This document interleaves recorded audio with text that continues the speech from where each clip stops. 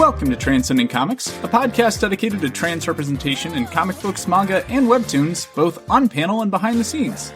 I'm your host, Tommy, and today we're going to be taking things in a slightly different direction and talking about trans representation in anime. Joining me today is one of my absolute favorite creators on TikTok, whose insightful take on one of my favorite animes sparked the inspiration for today's discussion.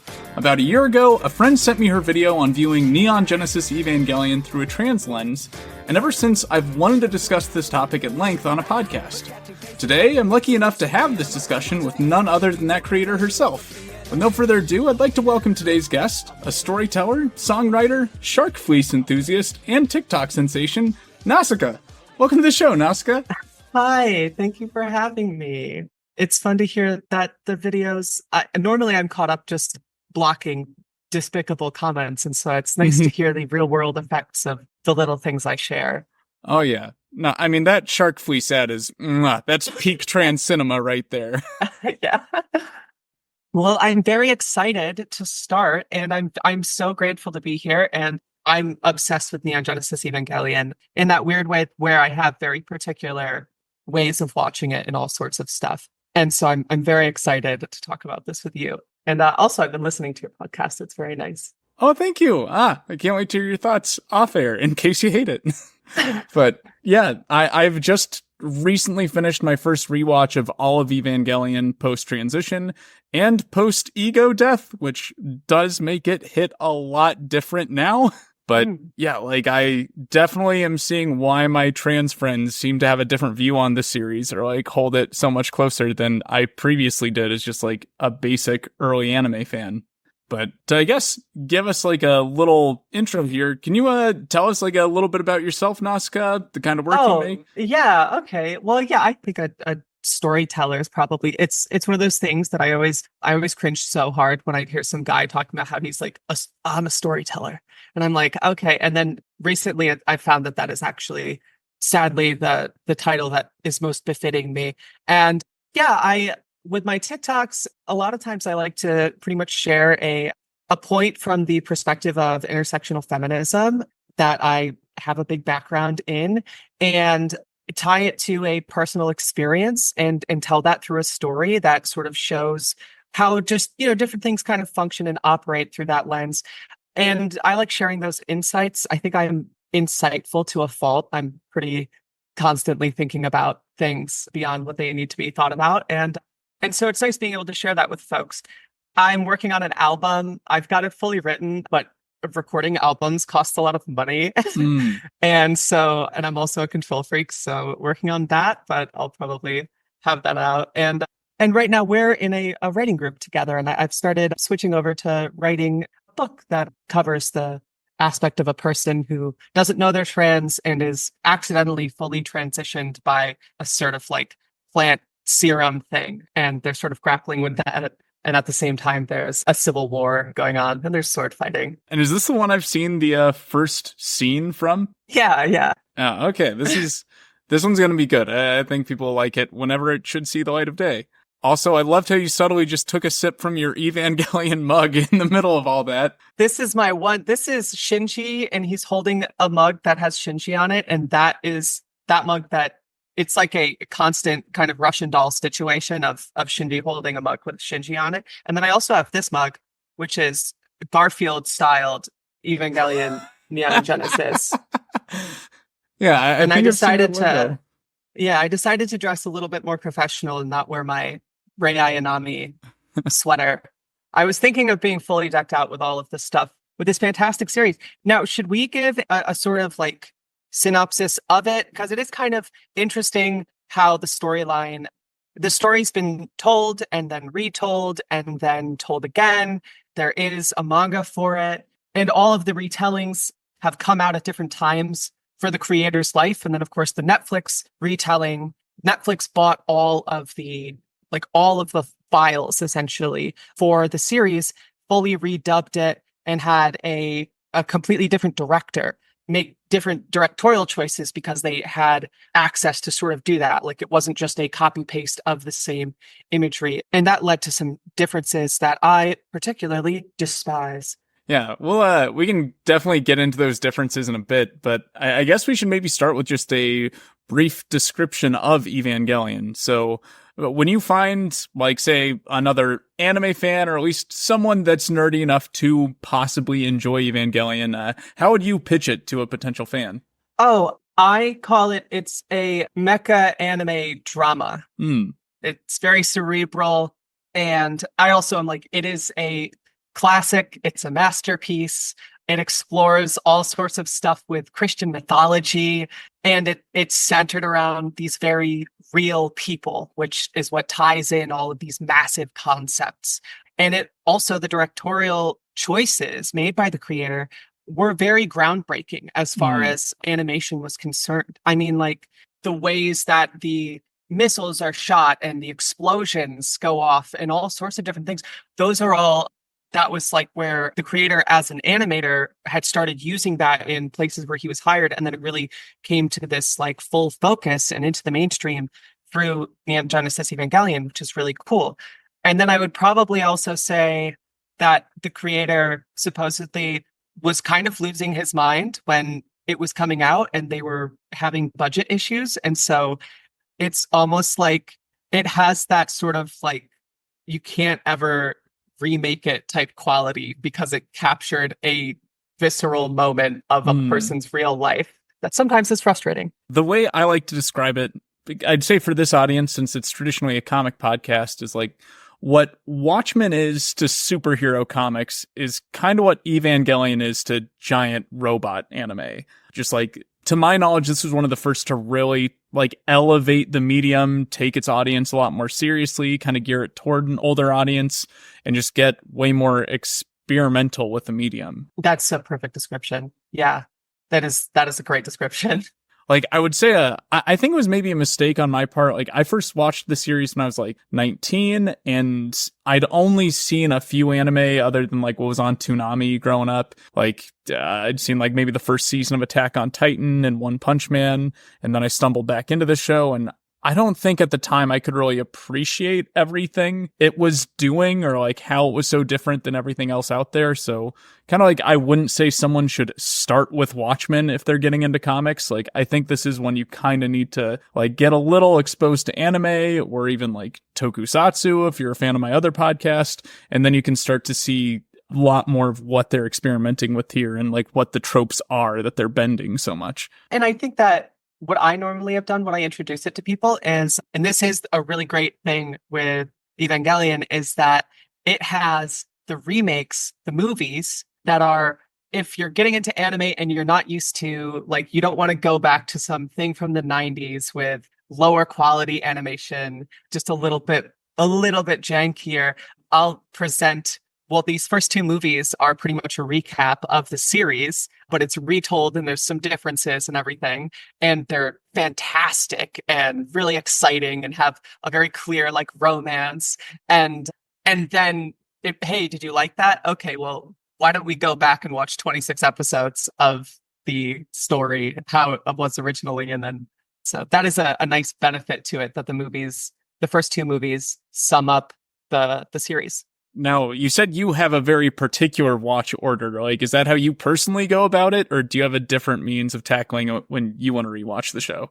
I mean, well, so now this is a watch order that I recently have really enjoyed, which is where I go to the series and I start right when Asuka shows up, Hmm. and we'll try to with that because she gets introduced and you see a lot of her perspective, but she's introduced later on after you already have like Shinji and Rei and the other characters more centered as the protagonist. So when Asuka shows up, she has this like conflict, but if you start watching the series when Asuka shows up, it's much easier to directly relate to her as the lead protagonist Hmm. and to better understand what she's going through and see just really all of the depth of her character. So that's been my weird thing. But yeah, I like to do the first two movies and then we go back and we watch the 24 episodes and then maybe we watch the 25th episode and the 26th, but then we go and we watch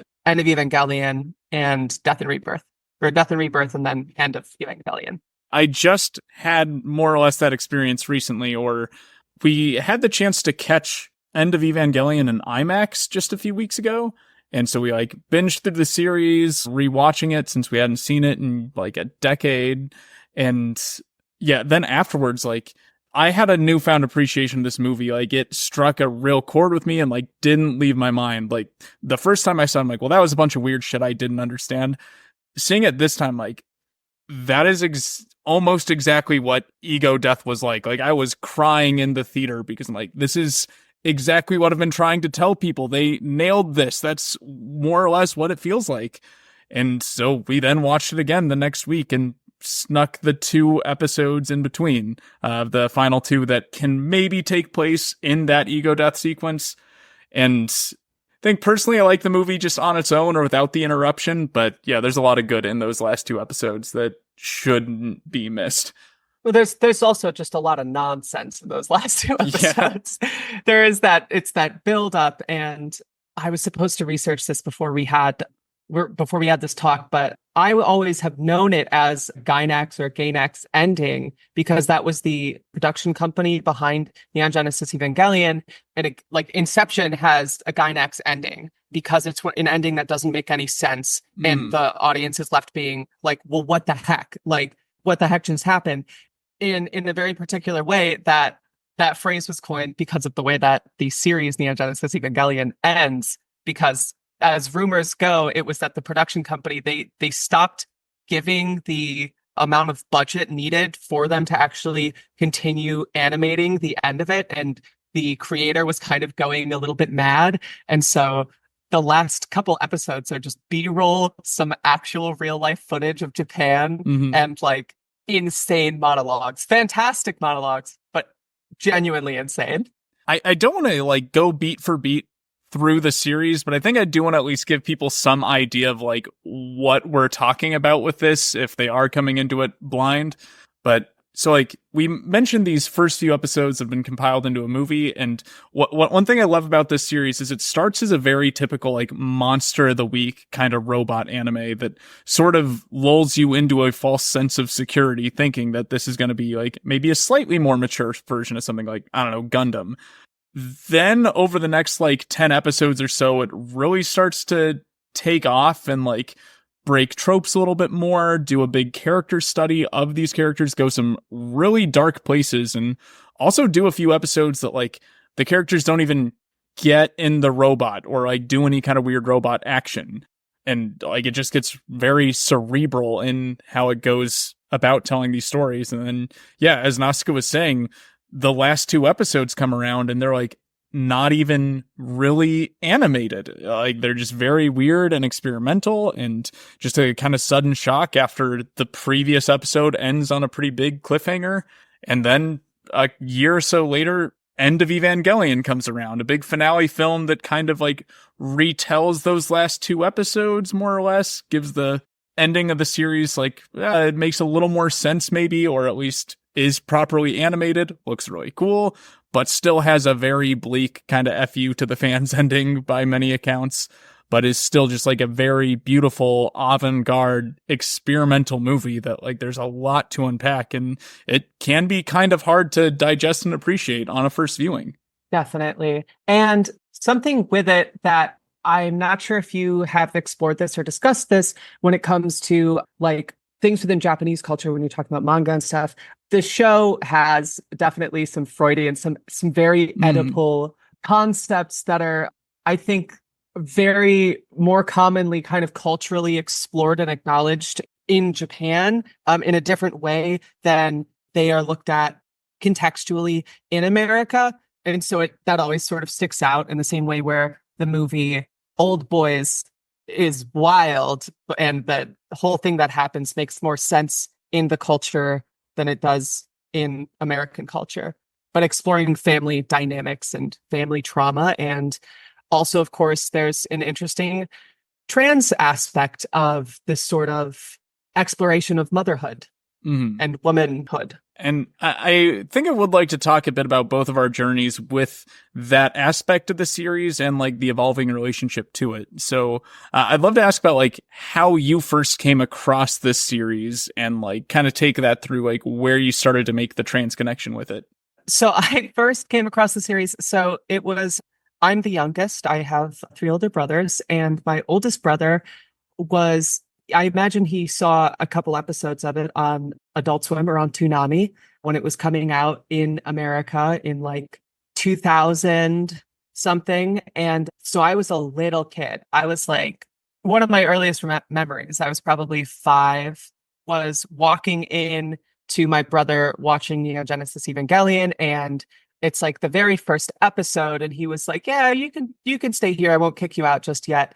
And then he didn't kick me out because there's naked women, and he was like, "This is too much." But it also had this scene where Shinji's staring at the big robot he's supposed to get into, and it like opens its eyes, its biomechanical eye, and stares at him. And my brother, without having me ever watch the series, info dumped to me about how it's like, oh yeah, he's piloting this big robot that's alive, and he's just inside it and controlling it. And the thing is that he feels everything that it feels. And it isn't him, but he has to sync up with it enough in order to pilot it and save the world. And that really stuck with me as a kid, because I was like, oh, I would stare at my own reflection all the time and be thinking about like thinking I'm a floating head, like that sort of dissociative thing. I didn't know it was dissociation at the time, but I felt very at peace with this idea that, oh, well, just like Shinji piloting that robot, I'm just some pilot for this big fleshy vessel of mine. And so when I stare at my own reflection and see my own eyes and feel this disconnect, well, that makes sense because it's just like the body is just a big robot, right? Mm. So I started there, and then I watched the series when I was 14, and I was unaware of how the stuff I was going through was very much related to my transness. And it really clicked. It was a phenomenal series. I watched the whole thing like alone in my basement. And I remember coming up at the end of it being like, that's how it ends. Like, what the heck? And then my brother showing me the movie and me being a bit more satisfied. And something that was, so Shinji has a really complex and crappy relationship with his dad. I have a nice relationship with my father. And what confused me at the time was I was like, why is Shinji's plight and like issues and everything, why is his life still connecting to me in the way that it is? Why do I feel so fond of it and feel so moved by it when, I don't have those troubles? I don't have this issue with my father and needing like this praise and all this stuff. So I didn't really understand why I was so drawn to it. And then I watched the series a couple more times, showing friends it and everything, and just really loving it. And I can talk all about just how it is in general. But then I wound up finally getting my fiance, before we were engaged, to sit down and start watching it with me like a couple years ago or something. And it dawned on me because I was seeing Shinji being invited into Misato's home to stay there, and him doing this sort of like feeling really at peace in these sort of like domestic, sort of traditionally feminine roles, and then having no idea why he has to like, why do I have to pilot this thing? And it just kind of clicked in this moment where I was like, oh, that's how it felt as a teenager. And the reason I connected back then was because I was like, why do I have to go through puberty and pilot this big thing, this big body of mine? And I don't like that. And if I don't do it in my own life, it kind of feels like there's no other option. It feels like the world may as well end. It feels like if I don't keep piloting this thing and keep going through puberty, right? And keep learning to be a man, well, maybe my dad isn't going to talk to me, which is something that Shinji's dealing with piloting the Ava.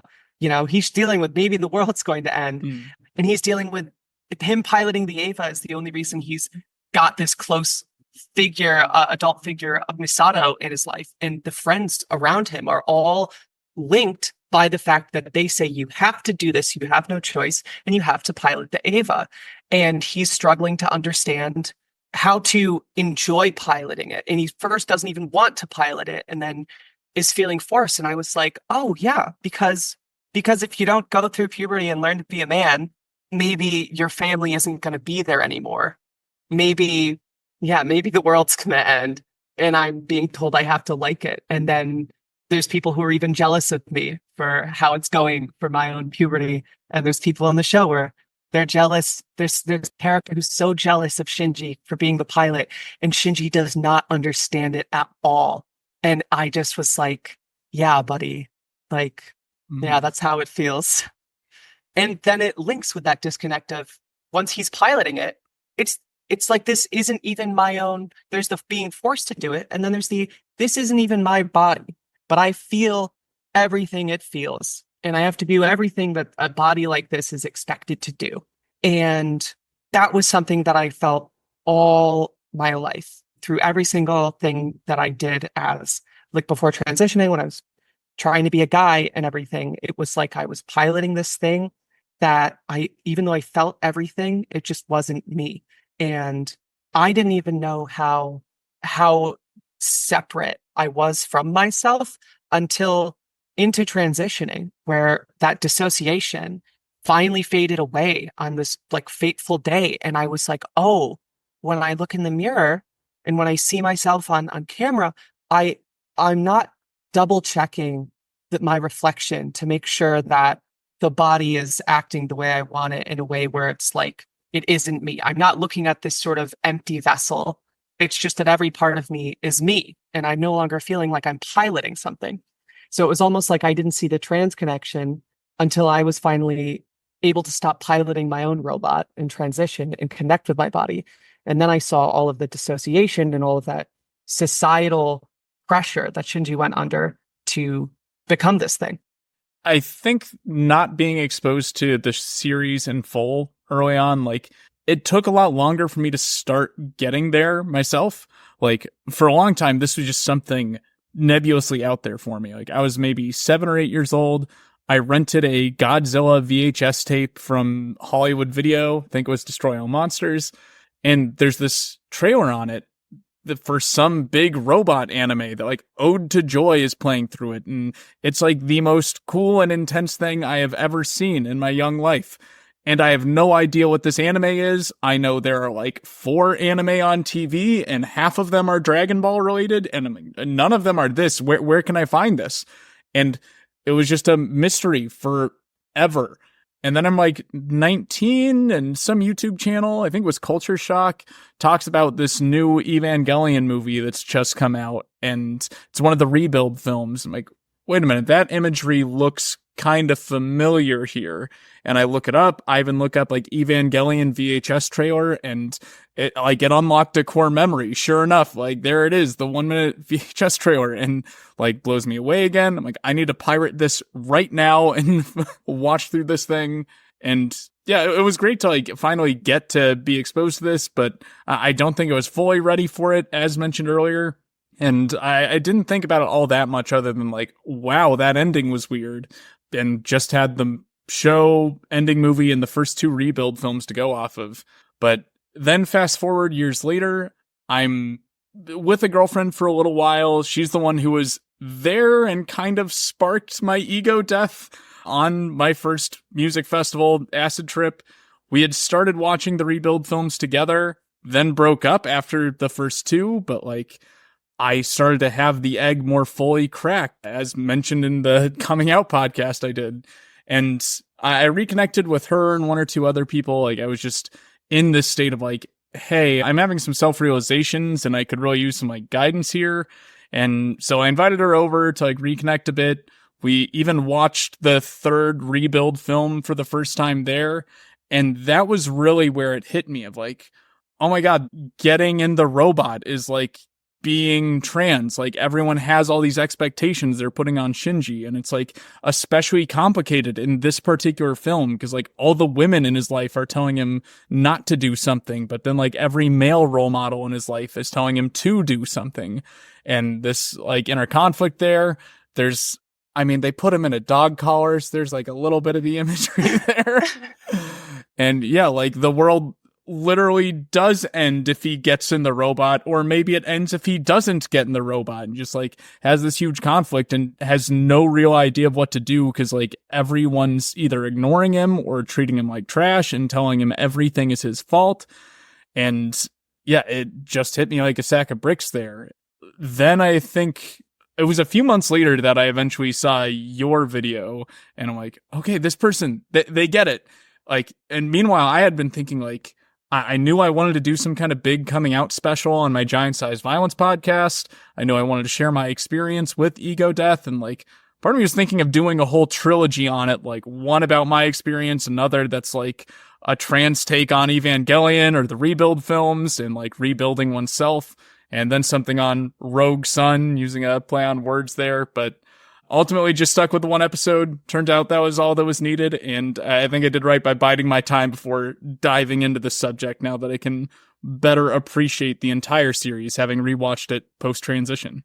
Yeah. Yeah. And something that I've been thinking about just with us talking is I think that part of why I kept going back to the series is there's this thing. So with my own like transitioning and everything, I deal with a lot of dissociation. I've got a pretty severe dissociative stuff going on.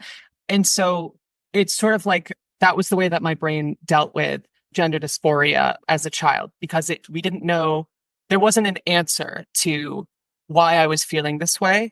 There wasn't an option aside from learn to suffer through it. And so it's kind of through that I all my life developed more and more of a dissociative situation where I was always performing what was required. And I'd be drawn to things, though, that it was as though, and this is the thing when you're working through dissociative stuff, is that it's like your brain this whole time has been leaving little breadcrumbs for you to find once it's safe, once it makes sense, and once you're in the place to fully understand it. And I kept going back to Neon Genesis Evangelion because when I first saw it, one of the things that I felt was, well, Shinji's being forced to pilot it, but Shinji's such a little bitch. I'm doing so much better at piloting my robot of suffering that I'm forced into than him.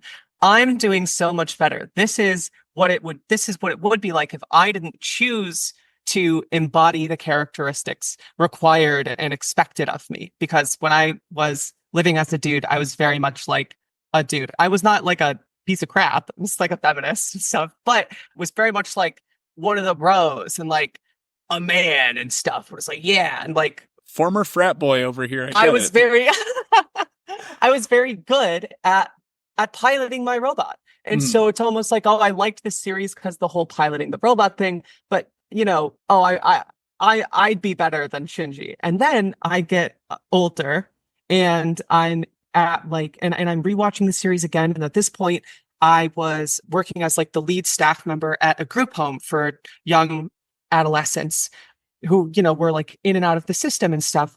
And I was rewatching it and I felt so powerfully connected with Misato, who of course was about my age, a little bit older. And she's this young adult who has her whole life going on and is also somehow in this role of trying to figure out how to be like an adult role model and like almost a parent to these like troubled teenagers that she's surrounded by. And I was like, I really, really relate to this. I really relate to this character, Misato. And I still didn't make the connection of my own, but by this point, it was like, I was half there. I was in a bad situation with just who I was surrounded by, where it was still not safe for me to transition or anything.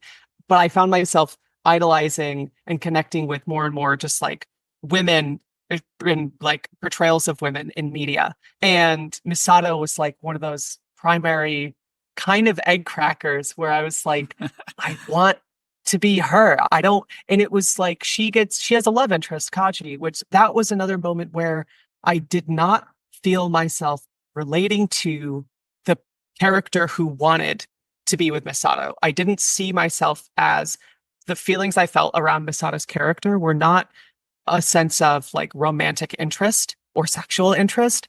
It was purely this longing of wanting to be something closer to that. And so then when I wind up rewatching it after transitioning and after kind of breaking down dissociative walls and becoming my own version of Misato is when I was watching it and looking back at, oh yeah, like, and seeing all the connections of what Shinji was going through.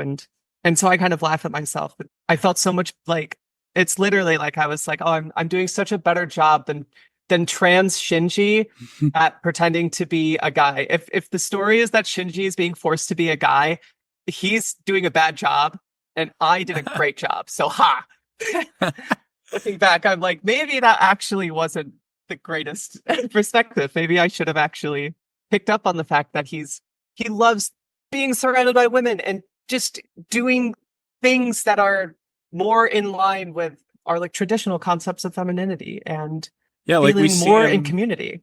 like he's the one that kind of turns around Misato's apartment, starts cleaning it, starts cooking for both her and Asuka, their roommate, and like I think they even call him a housewife at a couple points. And even the way he dresses when he's around the house is very androgynous. Sometimes it's like almost identical to what one of the other women around him is wearing. And that's where it really resonates when I watch it now. Of like, okay, I don't think this was intentional coding there, but like this feels what it's like to finally feel comfortable in one's own skin or one's femininity. Like when Shinji just gets to be comfortable at home, not piloting the damn robot. Yeah, I mean, Asuka even forcibly feminizes him and puts him into Ava Unit 2 plug suit. And he's like, Yeah.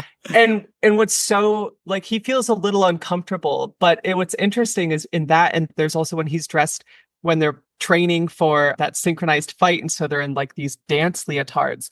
It's kind of like he doesn't protest it that much. And his protest around it is when he's in the leotard, it's about being seen by the guys in his life and how they are going to react to him in it. And, you know, he's like, I don't want anyone to see me in this. And it's like, there's a little bit of a difference with, I don't want anyone to see me in this. And I don't want to see myself in this. I think that is definitely, as having a background where I, in theater, was always cast as the straight guy who, for some reason, does a remarkable job playing the transcoded cross-dresser characters.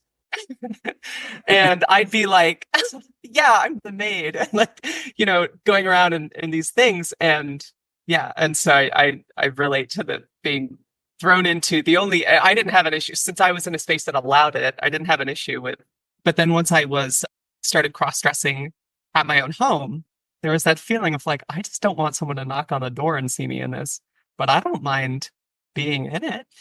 Yeah, that's actually another one of your videos that like there's a lot of high relating there, like in talking about the early trans and cross-dressing experiences. But like, yeah, and I really like how you pointed it out. Like Shinji doesn't have an issue wearing any of this. Like it very much is a visibility thing. Like how he covers himself in the AV Unit 2 plug suit. Like it's almost a modesty thing for him, but also, yeah, like how others are visualizing him. And then there's also an aspect of Kaoru. So Kaoru is the character who shows up near the end of the series where there's implications of a gay relationship between Kaoru and Shinji, or Shinji at least exploring his own queerness with Kaoru.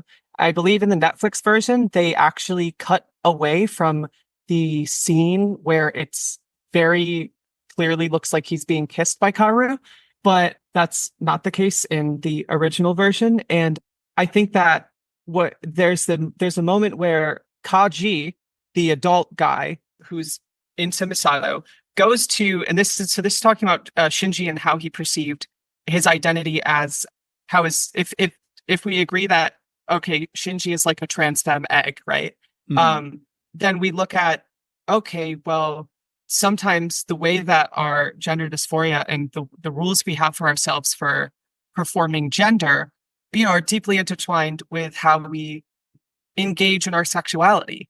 Like I know for myself, I would be hanging around my best friends as like a teenager. And I'd think, oh man, if I was a girl, I'd probably date one of them. And I had no idea that I was like queer in any way. And I'd think, oh, but like I'm a guy, so we're just best friends. And I often had this idea of like, if I think a guy's really cool, that means that if he was a girl or if I was a girl, then I would be attracted to him, which was this weird mental block I set up for myself. And with Shinji, he gets like given a drink and offered to go on a walk by Kaji. And Kaji is this womanizer.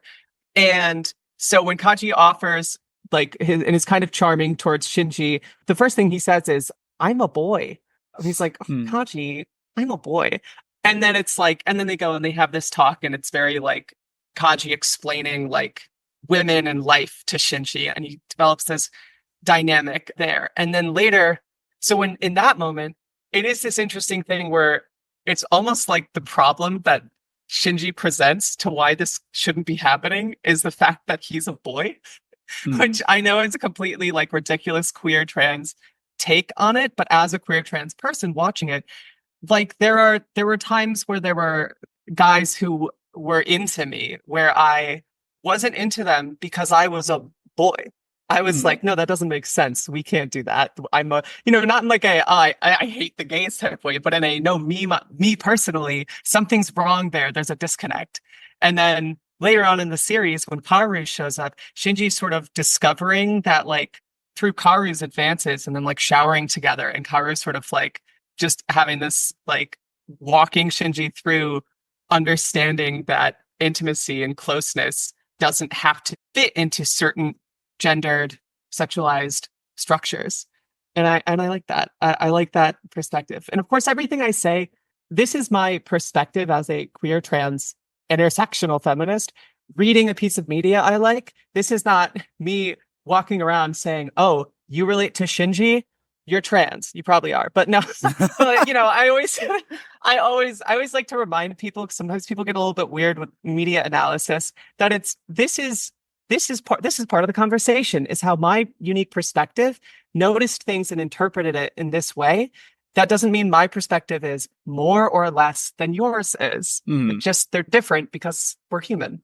And like I've gotten more into the director Hideaki Anno's other work, like being big into tokusatsu. I love his stuff with like Shin Ultraman, Shin Godzilla, and like I don't see the same exact themes projected onto his other protagonists there. So this is by no means something that I think is textual either. But like the fact that it is so easy and is so common that I see in the trans community, people kind of projecting these themes, or at least projecting themselves onto Shinji or other characters. Like I know with the Netflix redub, we had a whole new cast, and we had a non-binary trans voice actor voicing Shinji now, Casey Mongillo.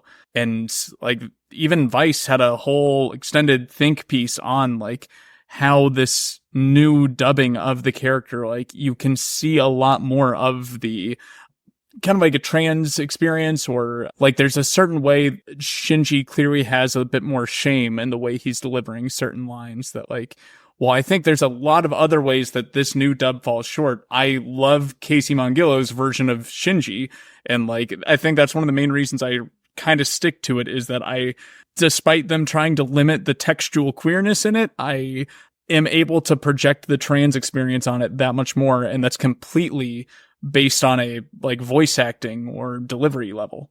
Yeah, I didn't know that it was a trans voice actor. That's so cool. And I really liked Shinji's performance when I was watching the Netflix version. I wanted to circle back real quick to the character of Asuka, since you had mentioned that a lot of your modern rewatches kind of centered around her. And I'd like to know what it is that specifically draws you to that character and where you think she fits within this discussion. Asuka's a cool character because it is a breakdown of what's that trope of like the crazy girl in anime or in manga. Would it be Manic Pixie Dream Girl still in anime? Well, she's not Manic Pixie Dream Girl. She's more, because Ray's a little bit more Manic Pixie. They're both a little, it's that, what is that? It's like the angry, aggressive girl who's it's a trope. Okay. Yeah, I know what you're talking about. Like... Yeah. Well, so that trope shows up a lot, and it's like, well, what would that person's psyche have to actually be like? What would their life experiences actually have to be like to justify that type of absurd behavior, that level of sort of like aggression and weird, closed off, like, disordered attachment style and everything. And with Asuka, you see oh, it's the confident, oh, she's the badass girl and she's the fighter and she's like, Shinji, you suck, idiot Shinji. And then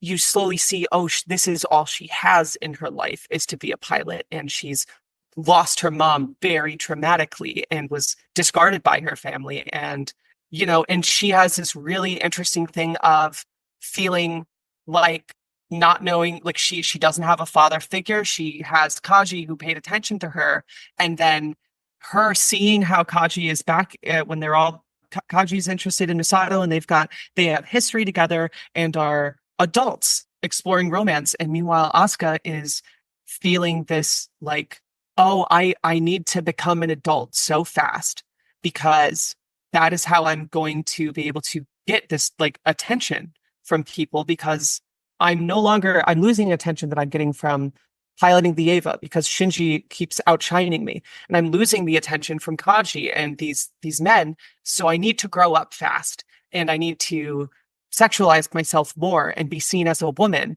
in order to get some form of closeness that she's desperately lacking. And she, pushes everyone away and has that confident facade. And so when you see this trope of the sort of hypersexual, aggressive girl who's like going for the dumb idiot, like soft boy main character, it's like, well, yeah, that girl would have to have all this trauma. So Asuka's an exploration of what would actually be happening to create a person like that. I feel like you can see some themes of gender dysphoria with like Shinji and his relationship, both to being an Eva pilot and the Eva itself. I feel like it's more general, like actual body dysphoria with Asuka. Like, by all means, like, she's as accomplished as any adult in this franchise. Like, we hear about how she's like got college degrees, is almost like an Olympic level athlete, does not seem to like be on the same level as any of her peers. Like, she has a hard time relating to other students, and like, it is just this desperate cry to be taken seriously, like to stop being talked down to, and to, be seen as an adult. And I remember when I first saw this, like, I had the impression of like, bitch Asuka. And I feel like that's a really common first impression or reading of this. But like every time I've revisited it, I see how much more it's like, oh no, she's the only person that's like worked to get here and is trying so hard to be taken seriously, and not just as a tool of like nerve, but is also competing like with the definition of Nepo babies, like literally the boss's kid and someone genetically engineered for this job, and fully understanding like, yeah, I'd probably be a bitch too to these other characters that just like get to be here despite like not having any social skills, not having any confidence in oneself, and always being reluctant to get in the robot.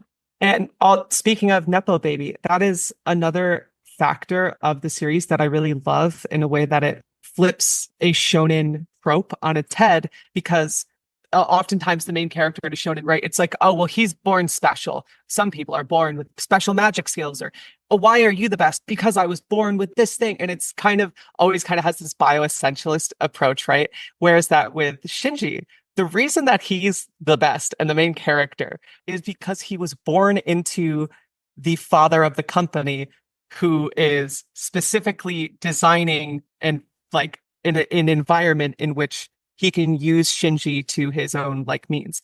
And so it's like, well, he's the main character, and he is, oh, why is he so well synced up with Ava Unit 1, and he's so good and can do all this stuff. And it's all because of forms of nepotism. And I love that because it's still extremely compelling, and all of the stuff he's going through is so intense, and you don't walk away from it being like, oh, I wish I was the chosen one, or, oh, you don't walk away from it thinking some people are just born better, which is a underlying theme of pretty much any story where some people have powers, and that's who the main characters are, right? Is this, some people are born better, that's why they're more important. Whereas with Shinji, he's not even the most skilled Eva pilot, but he's the most important because of his connection and him being born into this, as the son of the company owner. And I really like that as a sort of deconstruction of class and everything is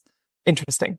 And like Shinji's relationship with his dad too, like, again, very kind of trans family conflict, in that Shinji's dad literally, not literally dead names him, but calls him by the role rather than his son's name. Like, anytime they're trying to either disassociate like that connection or they're mad at Shinji. They refer to him as Ava Unit 1 pilot.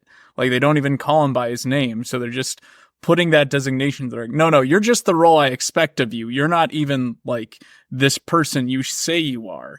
That is, I love that. That is such a great thing to pick up on. And it's so true.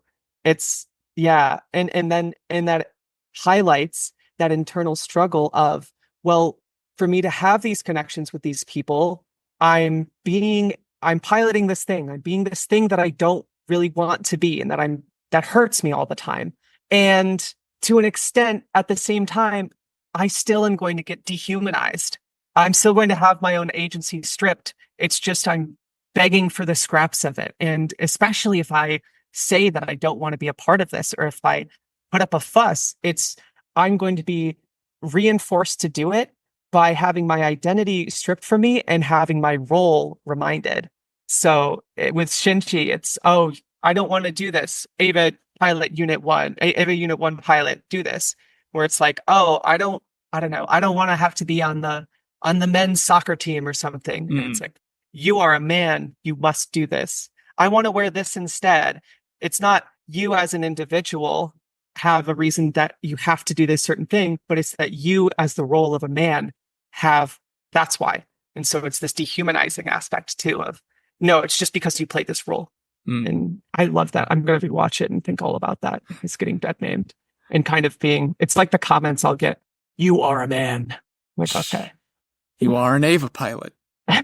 There's got to be some like Chrome extension or something we can get that changes that string into you are an Ava pilot every time someone's trying to misgender you. Like, that I would would be computer nice. science. I could probably pull some strings, get that made.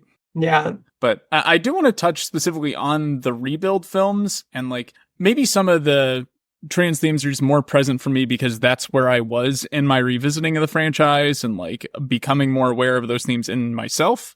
But I do think it gives a lot more to like pick apart. There is good queer imagery in here. Like, for one thing, the third film, even though it's where things kind of take a more controversial turn, we get a lot more of Shinji and Kaoru, and like that alone almost makes it worth it. We get like 40 minutes of them, and also like maybe the best bisexual piano scene in all of cinema, and like just one of the most like great non like physical fan service, but yet like great emotional intimate connections between two characters. And like this is peak suggestive imagery here. And I think it also helps with, I think a recurring theme that queer people talk about, especially before realizing their queerness, is, the aspect of the sort of oddly like homoerotic friendships or these weird, the like intense platonic relationship that, ends in a big old fire. And what's fun and interesting with Shinji throughout the whole story is that he doesn't really have, well, actually in the movies, he has a clear romance with Rei. Right? With one of the Reis, he has a clear romance. And that actually, that adds a little bit more of a nice little thread. But there's a lot of ambiguity around his sexuality. Like, he's like a horny teen boy and is around all these women and is like, there's that aspect of his sexuality. But it's not ever necessarily tied to romance. And even with his relationship with Rei, there's like some fan service in the beginning and he stumbles onto her and she's naked and everything. But it's a series that I feel like does the really interesting thing where it separates sexuality and that development for the character. It separates that from the development of romance and close relationships, and it's more ambiguous. He's got the scene in End of Evangelion at the very beginning where he's trying to wake up Asuka, who's in a coma, and he's shaking her to wake up, and she rolls over and her breasts are out, and he ends up masturbating to it and then being like, I'm so fucked up. And he was just wanted his friend, and then he's overwhelmed by his own perviness to jerk off to that, right? And he even kisses Asuka at that one time. Asuka wants him to kiss, and it's not that is in his sexuality there is inherently tied to a romantic connection. And it's more that he struggles with how his sexuality does and doesn't apply to things. and especially with like Karu. I mean, he's extremely romantically close and has a bisexual piano scene and is wearing a little puppy collar. And it's like, well, that's more close, but there's almost this, well, but I didn't have those weird, uncomfortable sexual situations with this person and I did with that person. And I think that ambiguity of understanding one's own sexuality is very queer. Mm-hmm. And one thing that, like, I know I'm putting a lot onto the film with this that's probably not intended, but the character of Mari, I feel like is sort of a symbol of Shinji's untapped feminine side. Oh, okay, that's fit. I have a whole my theory with Mari was that, okay, so with the series happens and he gets to choose. Shinji is on that is he gets to choose the fate of humanity. If humanity is going to become one unified god or whatever, he gets to choose that. And so he chooses to try again, but this time with more of his own confidence and more of an understanding of what he wants. And that's what you see in the Rebuild movies, is that it's Shinji try. That's why all the water, all the oceans are red. And there are some slight differences in the plot. Whereas in the series, it's the oceans aren't red, but the oceans, even though Shinji went back to try again, this time knowing what he wants in life, it doesn't undo the fact that the oceans are all red now. And that's a sign that it's of the difference. And you also see more of this sort of confidence in Shinji and more of this directness. And you also see that in the manga, which is fantastic and is another cool exploration of the differences and choices, the subtle ways that Shinji is being more, when he's being more rebellious instead of passive.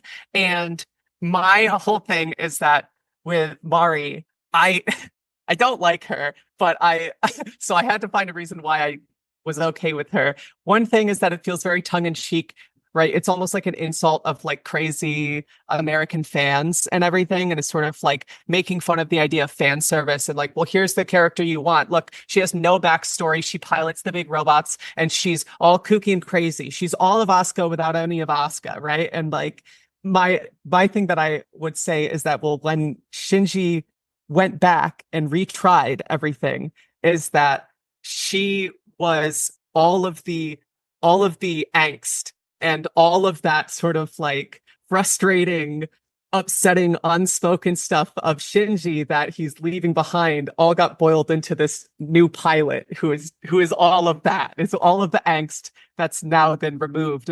And so I love that you were like, oh, she's like a trans version, because I always imagined she was kind of like this embodiment of what was left behind. I mean, I see her as like the woman that Shinji would become one day. I mean, like, she's already like an icon of femininity. Her Ava is frickin' pink, for God's sake. She's the only Ava pilot, one of the only characters to share the same hair color as Shinji, more or less. As far as like an ideal version, she's got the glasses as well. That's a big imagery point with Shinji and their parents. There's like certain subtle vibes comparing her to his mom, but that might just be me projecting there. But I'm going to spoil the end of the fourth one, but I know that probably isn't a problem for you, the fourth Rebuild film. But like in it, it's Mari that ends up saving or like coming for Shinji at the end of the film, like sort of saving him, but sort of more just being there once Shinji has accomplished what he needs to accomplish as an Ava pilot. And they get to move forward in like this recreated world without Ava's, where Shinji's now older, and with her, like the last shot of this entire franchise is Shinji running up some stairs with Mari, and it's like clear that they're kind of together. And one, I do love that like finally we get the like, oh, who's the girl for Shinji? Not someone he had a crush on as a freaking teenager. It's someone that like came around later. That's way more healthy for me, and I'm way more here for it. But like Shinji's future is Mari. And so even if it's not like he's going to become Mari someday, like, I mean, my whole thing with love is it's seeing yourself in another person and loving yourself more because of it. So like Shinji, if he's not going to transition into Mari, he is seeing himself in the things like he wants to be in Mari. Cause yeah, she's like the midpoint between Shinji and Asuka, and like has that good, healthy, like admiration of Asuka, and gets to be that like real support that isn't, oh, well, she's still disparaged like Shinji is, but like she's way more okay with it, and it's a way more companionable relationship. that's so what you said about my thing with love is that I feel like I feel like there's of course a million things you could say about love, but I think the thing with love is it's about being understood and understanding the other person and being making that choice together to continue trying to see each other and continue being together. And so when it comes to that aspect of Mari, and I'm thinking about with how she fully is in control of her destiny. She's the one manipulating Nerve in order to get where she wants. And then she is piloting the Avas and is even like, I'm unlocking beast mode and everything. Like they're completely at her whim. And that's sort of like, what is it that Shinji is always searching for? It's him always searching for being, he has no connection with his mother and he's always kind of searching for that connection. And that's part of what his struggle is with connecting with the Ava and with understanding the Ava. And then, of course, Mari understands the Ava and fully connects to it. And then, of course, what's Shinji's big issue is, of course, being pushed around and manipulated by Nerve and all the other agencies, and where she doesn't have that issue at all. And so it's like, I could argue that into the point of it's that they're hand in hand because I don't know, where it's becoming one. And I like that idea that it's who he turns into, because she has all the things that he wants to be in control of. She's in control of, her connections with people. And then she also wears a skirt and is a girl. And so it would be like, well, if you look at how she has all of the things that Shinji wishes he had, then you could say, well, then why is that limited to just the things she has aren't her own body and her own way of existing and her own gender? Yeah, and I think one last thing I do see with it is there's a little bit more of like gaining one's own identity with Rei in the 4th rebuild film. Like, did you see enough of it to at least get to like the farming sequences of that movie? I was so upset with. Okay, so does Rei? I was so upset that it was a new Rei and that the entire relationship that I had just committed years of seeing. Oh my gosh! Finally, like the end of the second movie is so romantic in the way he's like, "Get me Rei," and he pulls her out and starts sucking it back. I love that. And so then when the third one or the fourth one, when the fourth one starts and she's forgotten everything and is a different Rei, I was like, I want the romance. I want the romance that is now. And so I was like, I was worried that over time it had become that I was worried that over time the creator had wound up like reducing these really cool, unique feminine roles and roles of these women into sort of like not very fully fleshed out. And so I didn't watch to find out that had happened. Yeah. So I passionately turned it off. I'm not going to say it's completely the wrong decision, but I do think you should at least watch through the first hour, because that's where you get all this great Rei stuff of like, yeah, we get to see a human community in the post-apocalypse, and like the series finally takes a chance to really breathe. We get to see Shinji processing all of this trauma from 3 films and a TV show. Rei, who's like realizing like, wait, I'm a clone or I'm not the Rei, like gets to kind of form their own identity and like bond with these older women in the farm, like actually really takes to doing farm work with them and learning the world, and like still has a very beautiful relationship with Shinji. And there's a naming dynamic to it. Like she asks Shinji for a name because she doesn't think she's like exactly Rei. So like maybe a little trans themery there. But beyond that, I'm like, if you want to shut it off after the hour or once the like next title card shows up, I'll watch it. I'll watch the whole thing. Yeah, I'll watch the whole thing. There's that. Sold. Next hour's like high intensity Evangelion bullshit of like, 14 years of Evangelion events have happened and you don't know like any of this. So here's a big action scene, and then we're gonna do like the cool end of Eva ego death stuff, and that's where it kind of gets good again. It's still not end of Eva, but I really like the ending it leaves off on, just since the creator's now in a better headspace and the series gets to have a happy ending. So like, it's worth seeing. I'm not gonna say it's all gonna jive with you that well. Yeah. Well, as in total, it's probably worth it for me to actually watch the whole thing. Yeah. Now, I'm obsessed with it enough. Before we get to the question of the week, are there any other final points on Ava you want to get into?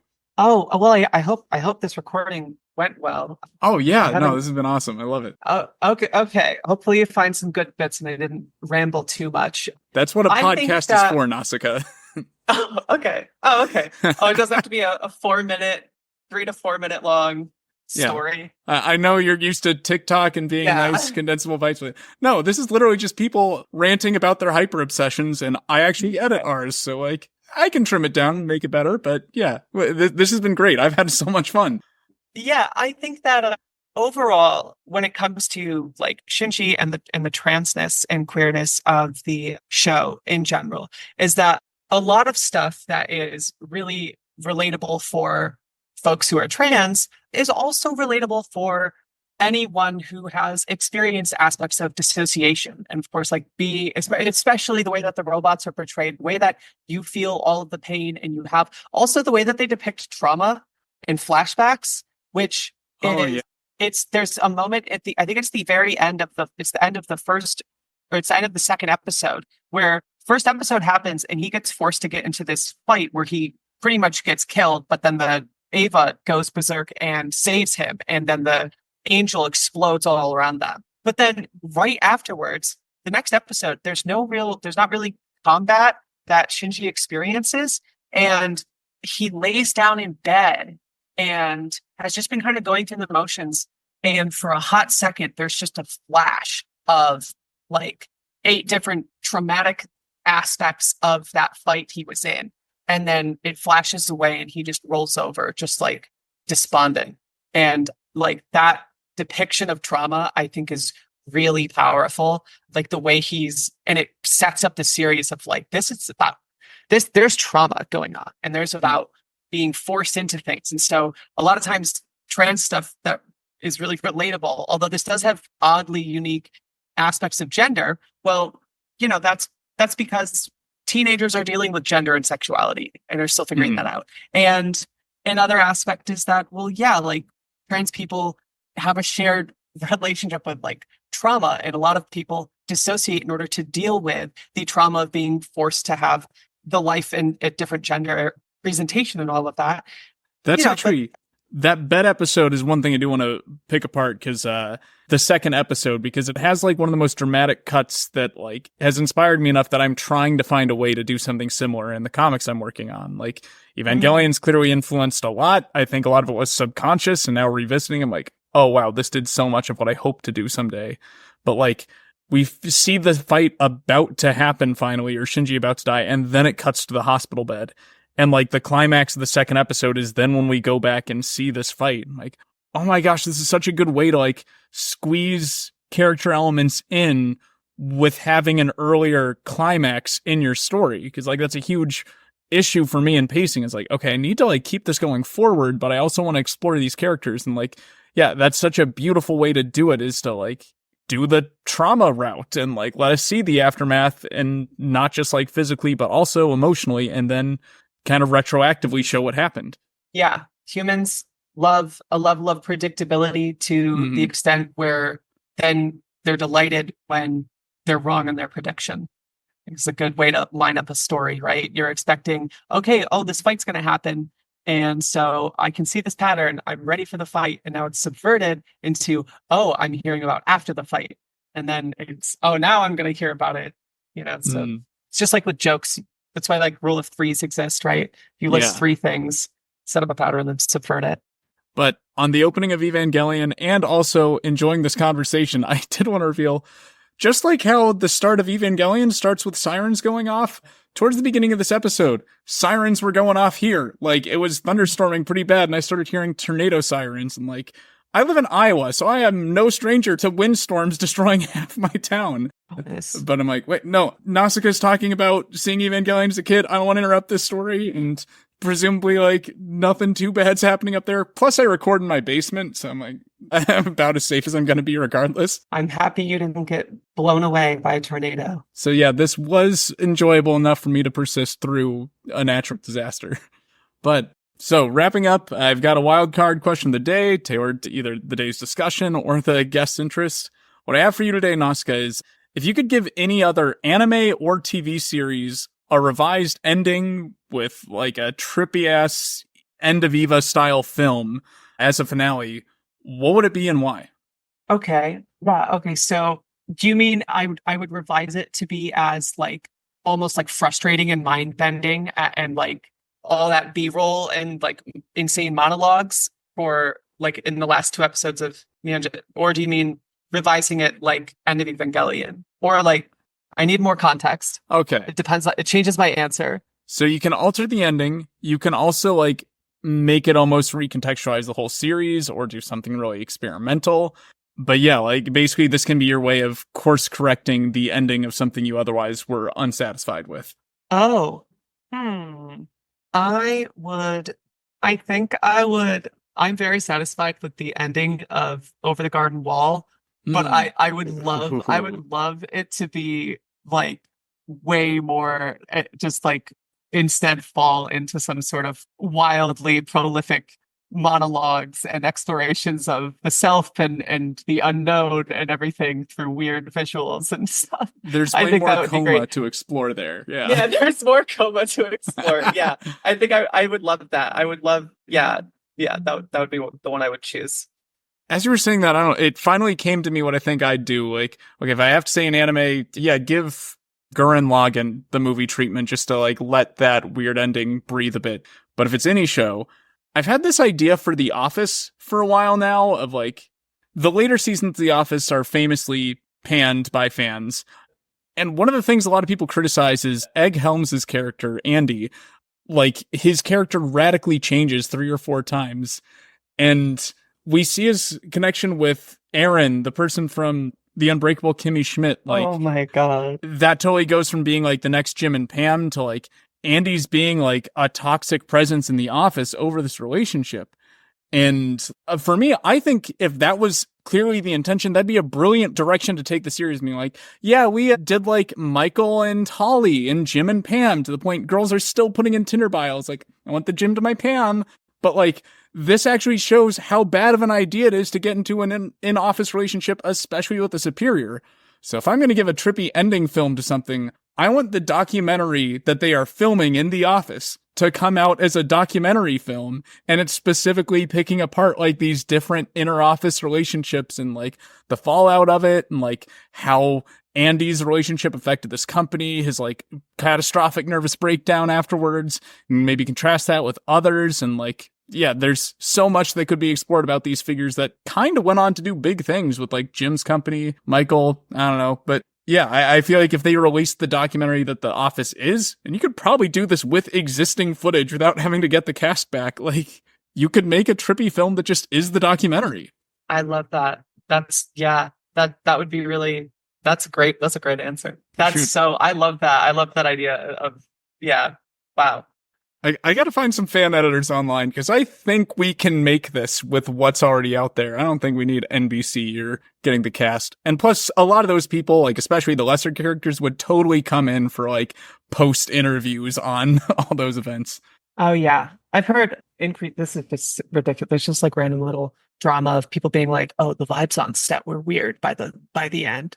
It's like, I don't know. My TikTok is filled with celebrity gossip and I can't get the algorithm to change. What I want to be looking at is like cool lasers and spaceships and like cool animations of like a futuristic train. And the algorithm's like, well, yeah, but also you never scroll away from celebrity gossip, so this is what you're stuck with. I'm like, no. I'll admit, part of the reason I see so much of you on TikTok is I literally put screen time settings in my phone is to not spend more than like 15 minutes a day on TikTok. Because I know if that algorithm gets its hooks in me and figures me out, I'm done. My free time gone. So like, I don't know, you're one of a very small handful of people I actually follow. So like, yeah, I see plenty of your content and I guess it knows I like cool trans essayists. So like, I'm just fine with that for now.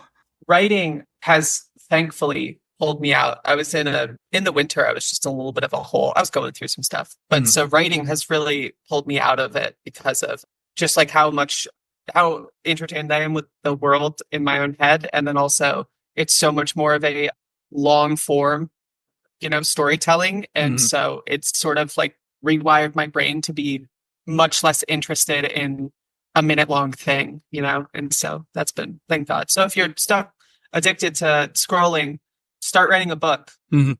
That'll stop you. But for those not addicted to scrolling or content with their addiction to scrolling, Nausicaa, where can our listeners find you and follow your work? I'm just Nausicaa, Instagram and on TikTok and YouTube. I'm uploading longer videos to YouTube soon. Well, yeah. And then hopefully this summer, luckily, the one thing with being trans femme is that surrounded with music engineer nerds. And so I'm hopefully going to be able to get an album recorded and have that out and finish a book, just creative girl things. Find me. Oh, can I give them my home address? Yeah. Yes, please do. No. Here's my credit card number. Well, thank you so much for joining, Nausicaa. This was, I think even better than I expected. I remember seeing your video before Transcending Comics even existed and thinking like, can I make this work on my other podcast? But I'm so glad I waited. And I'm so glad this turned into what it is.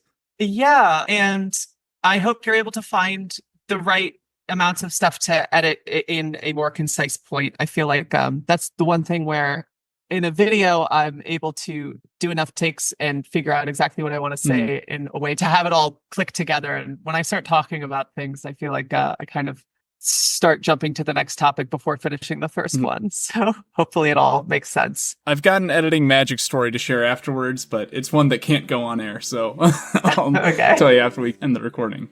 But if the listeners at home have requests or recommendations for comics, creators, or even anime you'd like us to cover in the future, you can send them our way on social media. You can find us on the Transcending Comics Instagram and Facebook page, on Twitter is @TranscendComics, or email us at transcendingcomics@gmail.com. We'd like to thank you for giving our podcast a chance and give a special shout out to Ray Parade for designing our logo.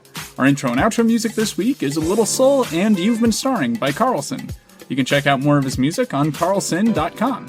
Join us again next time as we continue transcending boundaries and exploring the colorful world of trans, non-binary, and genderqueer representation in comic books of all kinds. As the curtains fall on this episode of Transcending Comics, remember that comics have the power to inspire change in countless worlds, including our own. Keep reading, keep writing, and keep transcending.